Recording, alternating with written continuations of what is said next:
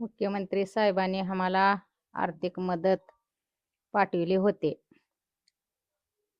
परंतु जोपर्यंत माझा न्याय होत नाही घेत नाहीत, त्यांनी न्याय देत नाहीत, तोपर्यंत मी आर्थिक मदत स्वीकारित नाही. जे गुन्हेगारी आहेत, माझ्या मुलाला मारलेले पोलीस लोक, त्यांना लवकरात लवकर पकड करावा, त्यांना शिक्षा द्यावा, त्यांना फाशीची सजा द्यावा.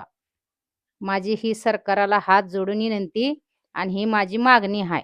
भेटला होता आंबेडकर साहेबांना न्याय आम्हाला मिळवून द्या म्हणून भेटला होता. काय म्हणजे देऊत म्हणले, कायदेशीर होईल म्हणले, देऊत म्हणले, न्याय तर मिळवून देणारच आहात म्हणले, देणारच आहेत आम्हाला. बघ, या महिनाभरात काय घडलं, आता तुम्हाला काय तपासाविषयी काय वाटतंय?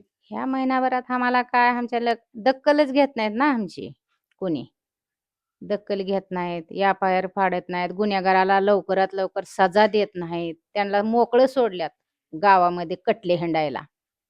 पोलिसांना लवकरात लवकर त्यांना पकड करावा, जलमठेप देऊन फाशीची शिक्षा व्हायला पाहिजे त्यांना. ही माझी मागणी आहे. मुख्यमंत्री साहेबांनी जी विधानसभेमध्ये 10 लाखाची आर्थिक मदत जाहीर केलेली होती, ती आर्थिक मदत आज सरकारी कर्मचारी हे आमच्याकडे घेऊन आलेले होते. तर मुख्यमंत्र्यांनी जी आर्थिक मदत दिलेली आहे त्याबद्दल आम्ही मुख्यमंत्री साहेबांचे आभारी आहेत, त्यांना धन्यवाद पण देतो.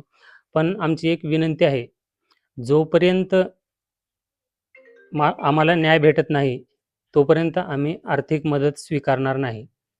आतापर्यंत माझ्या भावाचा मृत्यू होऊन जवळपास आता महिना होऊन जातोय. 26 तारखेला फिर्याद दिलेली आहे पोलीस स्टेशनमध्ये. अजून फिर्यादीची FIRची नोंद देखील झालेली नाही. जोपर्यंत ताबडतोब FIRची नोंद झाली पाहिजे, पोलिसांवरती FIR झाली पाहिजे, त्यांना सदोष मनुष्यवधाचा गुन्हा दाखल झाला पाहिजे त्यांच्यावरती आणि त्यांना कडक ती शिक्षा झाली पाहिजे, ही आमची विनंती आहे. आणि मुख्यमंत्री साहेबांनी देखील त्यासाठी आम्हाला मदत केली पाहिजे. जोपर्यंत आम्हाला न्याय भेटत नाही, माझे जे भावाचे गुन्हेगार आहेत, जे पोलीस असतील, ज्या लोकांनी माझ्या भावाचा खून केलेला आहे, त्या लोकांना कडक शासन झालं पाहिजे, त्यांना शिक्षा झाली पाहिजे. जोपर्यंत न्याय भेटत नाही तोपर्यंत आम्ही मुख्यमंत्री साहेबांची आर्थिक मदत स्वीकारणार नाही.